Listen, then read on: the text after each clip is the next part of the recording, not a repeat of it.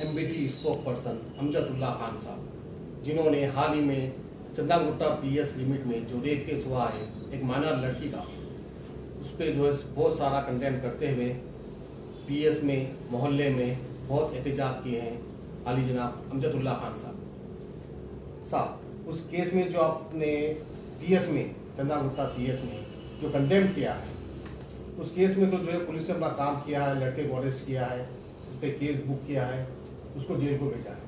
उसके बावजूद आप जो कंडेम कर रहे हैं वो किस सिलसिले में कर रहे हैं सर? देखिए, ऐसा है कि चंद्रायनगुट्टा पुलिस ने कब काम शुरू किया, ये जब सोशल मीडिया में ये बात आई। पहले तो जो लड़की के साथ हुआ, इंटर फर्स्ट ईयर की स्टूडेंट है, तालिब इल्म, पटेल नगर बंदागुड़े में रहने वाली एक मासूम लड़की, एसके टेलर नामी कोई टेलरिंग इंस्टीट्यूट को लड़की जा रही थी। वहाँ पर एक हुक्का पार्लर है, हुक्का सेंटर है वहाँ पर।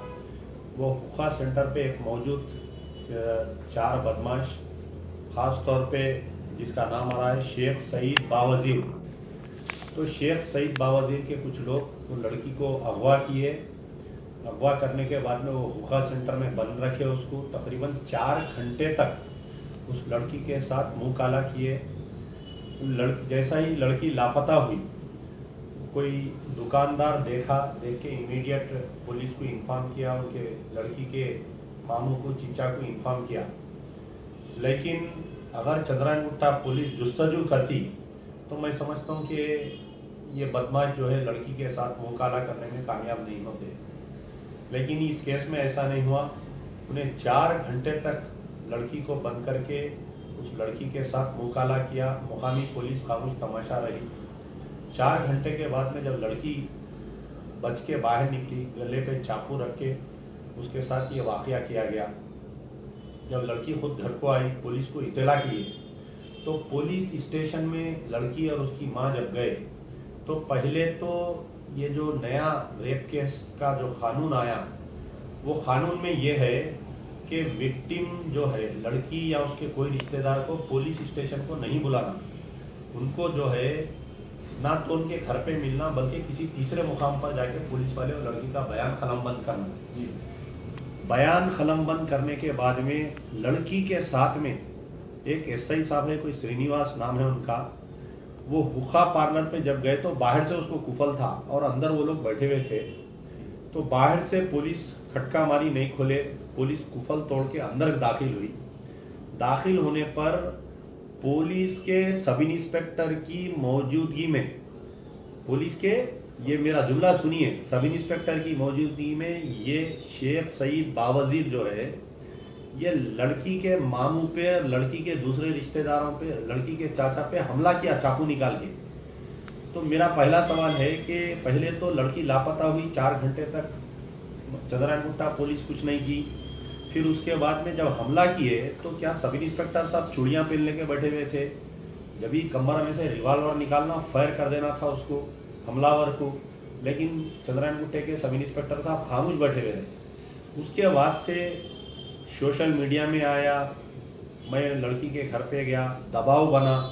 जब हमारे डीसीपी साउथ जोन इन्वॉल्व होने के बाद में उसको गिरफ्तार किए, शेख सईद बावजीर को गिरफ्तार किया और उसके साथ 3 अफराद जिनका नाम है इरफान, हबीब अहमद अलकाफ, सऊद बिन मोहसिन इबीस, ये चारों को गिरफ्तार किए। गिरफ्तार करने के बाद में इनको रिमांड किए, जुडिशियल कस्टडी में दिए। अब आप सुन के हैरत करेंगे कि लड़की जो है माइनर है उसमें, तो जो भी माइनर के साथ रेप होता उसके ऊपर जो है POCSO act, POSCO POCSO act लगवाया जाता है। लेकिन इस केस में जो है आज की तारीख तक माइनर के साथ रेप करने का वो मुकदमा नहीं लगाया गया। POCSO act has not been put in that case.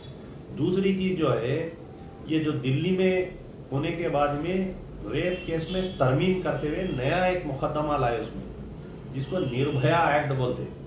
आज की तारीख तक भी ये केस में निर्भया एक्ट नहीं लगाए। तो हम जब तहकीकात करें तो ये मालूम हुआ कि ये जो शेख सईद बावजीर है, इन्हें जो है barrister Asaduddin Owaisi, member of parliament Hyderabad, और अकबरुद्दीन ओवैसी का खास चाहने वाला है। तस्वीर सोशल मीडिया में फिर रहे हैं कि इन्हें गाड़ी चला रहा असदुद्दीन ओवैसी इसके पीछे बैठे हुए है, और इन्हें गाड़ी चला रहा अकबरुद्दीन ओवैसी, इसको फूल भी ना रहे। कोई ऐसा एमएलए मजलिस का नहीं है जिसके इसके साथ तस्वीर है। अहमद बिन अब्दुल्ला बलाला के साथ इसके तस्वीर है, जाफर हुसैन मेराज के साथ इसके तस्वीर है, मुंबई के एमएलए वारिस पठान के साथ भी इसके तस्वीर है। तो यहाँ पर शक ये जाहिर हो रहा, क्या मजलिस इत्तेहादुल मुस्लिमीन इस जानी को बचाने के लिए अपना सियासी दबाव पुलिस पे डाल रही है, जिसकी वजह से ये पॉस्को एक्ट और ये निर्भया एक्ट नहीं लगाया गया। आज कई दिन से हम ये बात सोशल मीडिया में बोल रही, मैं खुद जाके ये विक्टिम, इनकी वालदा और इनके वालिद के साथ डीसीपी साउथ जोन से मुलाकात किया। मैं मुलाकात करने के बाद में जब डीसीपी साहब को मैं सवाल किया कि साहब इसमें पॉस्को एक्ट क्यों नहीं लगाया गया, इसमें निर्भया एक्ट क्यों नहीं लगाया गया, तो बोले नहीं मेडिकल रिपोर्ट आने के बाद में लगवाएंगे। आप देखिए मेडिकल रिपोर्ट भी आके आज 8 दिन हो गया वो केस की। क्या मेडिकल रिपोर्ट में प्रूफ हो गया कि लड़की का डेथ हुआ था? मेडिकल रिपोर्ट जो है पहले इनिशियल रिपोर्ट आती पहले, वो इनिशियल रिपोर्ट में जो है कि सर्कमस्टेंशियल एविडेंस बताते रेप के। एक्चुअल जो रिपोर्ट है वो 3 महीने के बाद में आती, 3 महीने 4 महीने लगते हैं उसके अंदर। अच्छा।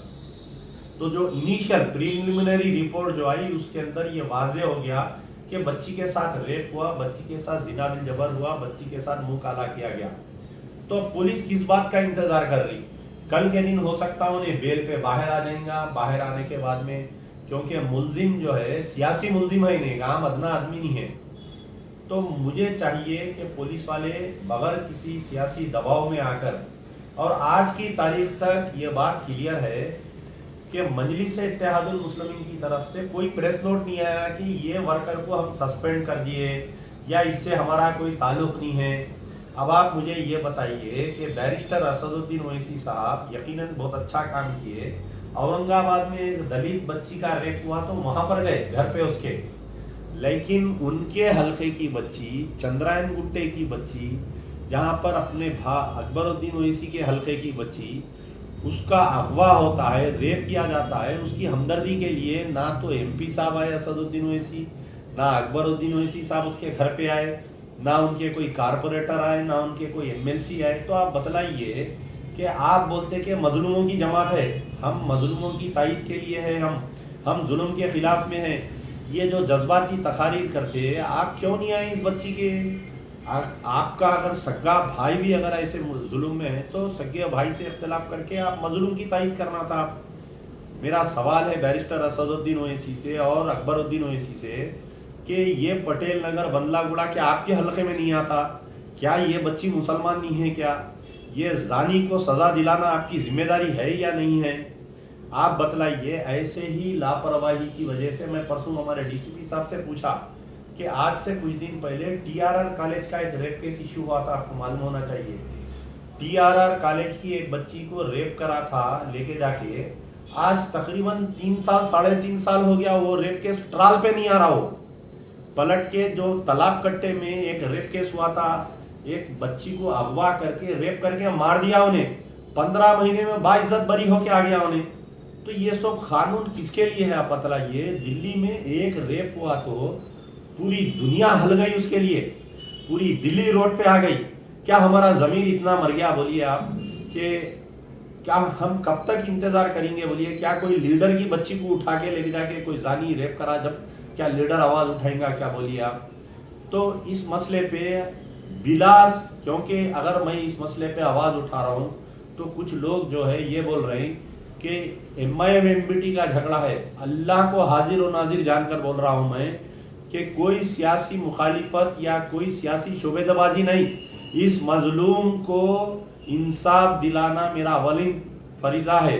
आप बोलिए छतरी नाके में एक मुस्लिम बच्ची के साथ रेप हुआ है, गैर मुस्लिम लड़का किया, कौन लड़े? यही अमजदुल्लाह खान जाके छतरी नाका पुलिस स्टेशन डीजीपी को ट्वीट करा, उसको इंसाफ दिलाया, कलेक्टर ने जाके उसको कंपनसेशन दिलाया। टीआरआर कॉलेज रेप केस का भी जब भी ऐसी हुआ, मजलिस इत्तेहादुल मुस्लिमीन के लोग बोले कि नहीं ये बच्ची खुद अपनी खुदी से गई थी उसके पास बोल के फेसबुक पे लिखे, उसका कैरेक्टर असैसिनेशन करे। तो ये हर रेप इशू में क्यों ऐसा ये लोग बोल रहे हैं बतलाइए आप? तो कोई सियासी मुखालिफत नहीं। मैं तमाम मजलिस इत्तेहादुल मुस्लिमीन के लोगों से मेरी गुजारिश है कि ये लड़का आपका वर्कर होगा, लेकिन अल्लाह का ने आपको जवाब देने का है। आप है सो इस मसले पे इसकी तायद मत करिए। पुलिस को कल पुलिस कमिश्नर से जाके असदुद्दीन ओवैसी साहब मिलना चाहिए, मिलके इसको निर्भया एक्ट और पास्को एक्ट इसके अंदर लगाना जरूरी है। अगर नहीं लगाएंगे तो मजलिस बचाओ तहरीक कोई कमजोरों की जमात नहीं है। हम सड़क पे निकलेंगे, हम बराबर एहतजाज करेंगे, हम हाई कोर्ट का दरवाजा खटखटाएंगे और इस जानी को फांसी की सजा दिलाए जब तक हम खामोश नहीं बैठेंगे। अभी तो 3 मंथ्स नहीं हुई रेप केस होने के बाद, हो सकता है शायद 3 मंथ्स के बाद जो रिपोर्ट आएंगी पुलिस अपना काम करेंगी और उस लड़के पे शिक्षा लगाएंगी। और दूसरी बात, मजलिस इत्तेहादुल मुस्लिमीन एक जमात है, उस जमात में जो है हजारों लाखों कार्यकर्ता ये बोल रहे हैं कि जमात में हजारों कारकुन हैं, हजारों कारकुन होंगे जमात में, मजलिस इत्तेहादुल मुस्लिमीन में, लेकिन ये कारकुन जो है ने इतना करीब है इनके कि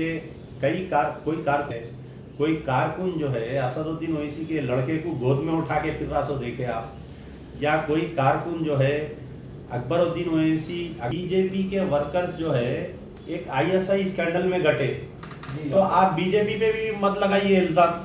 नहीं, बीजेपी इसमें क्या, नरेंद्र मोदी का क्या हाथ है, अमित शाह का इसमें क्या हाथ क्या है।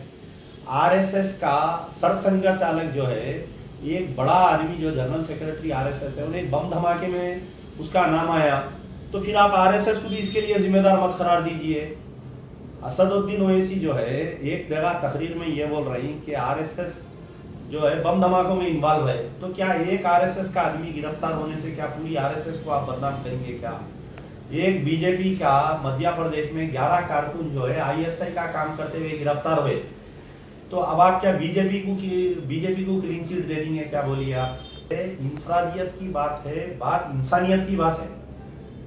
आप मेरे को ये बोलिए कि अगर असदुद्दीन ओवैसी, अकबरुद्दीन ओवैसी या मजलिस इत्तेहादुल मुस्लिमीन इस जानी को मदद नहीं कर रहे हैं, तो फिर उस लड़की को क्यों मदद नहीं कर रहे हैं? और आप बोल रहे हैं कि 3 महीने के बाद में रिपोर्ट आएंगी, ऐसा लगेगा। तारीख बतलाइए आप मेरे को। कोई भी रेप केस जो है, सैदाबाद पुलिस स्टेशन में एक टीचर जो है खाली बच्ची के साथ कुछ बदतमीजी किया तो उसको निर्भया 10 मिनट में लग गया। और थोड़े दिन पहले छतरी नाका पुलिस स्टेशन में भी ऐसी हुआ, हम एहतजाज करते उस पर निर्भया एक्ट, पॉस्को एक्ट लग गया उसमें। ये केस में क्यों देरी हो रही है? क्योंकि खामोश जो आप बैठेंगे तो ये मालूम होगा कि आप जानी की मदद कर रहे हैं। मैं आपसे सवाल कर रहा हूँ, क्या इस मसले पे मजलिस इत्तेहादुल मुस्लिमीन कोई भी बयान या कोई भी मीडिया के सामने इस वाक़ये को कंडम किए क्या? क्या लड़की के इंसाफ के लिए कोई वाक़ये को बोले क्या? क्यों खामोश है? मैं आपसे सवाल कर रहा हूँ। आप मेरे से इंटरव्यू लेने के बाद में उनके पास जाइए, जाके आप उनको पूछिए कि असद साहब, आप पूरे हिंदुस्तान में कहीं भी जुल्म हुआ तो आप ना आवाज उठाते, आपके हलके में एक बच्ची का रेप हुआ तो आप क्यों खामोश है? ऐसा हो रहा, वैसा हो रहा, तो आप जाके उनसे ये पूछिए कि आपके एरिया में हुआ तो आप क्यों खामोश है? और आप ये बोलिए कि कई मसलों पे असेंबली में आवाज उठाते, असेंबली आने वाली 3 दिन के बाद में असेंबली है, पुराने शहर में तकरीबन 1 महीने के अंदर 7 रेप हुए ऐसे, तो इनके लिए एक स्पेशल कोर्ट बनवाना चाहिए। ये जानी पुलिस की नाअहली की वजह से और गवर्नमेंट वकील की नाअहली की वजह से ये लोग बाइज्जत बरी हो जा रहे हैं। अगवा, रेप, कत्ल में बाइज्जत बरी होना, ये खुद एक पुलिस वालों के लिए नहीं, मजलिस इत्तेहादुल मुस्लिमीन या मजलिस बचाओ तहरीक नहीं, पूरे पुराने शहर के माशरे के लिए ये एक बदबख्ता बात है, हमारे लिए एक लम्हे फिक्र है। कल के दिन हो सकता है कि ऐसा वाकया किसी भी लड़की के साथ भी हो, उसको रोकने के लिए हमको आज इक़दाम उठाना चाहिए।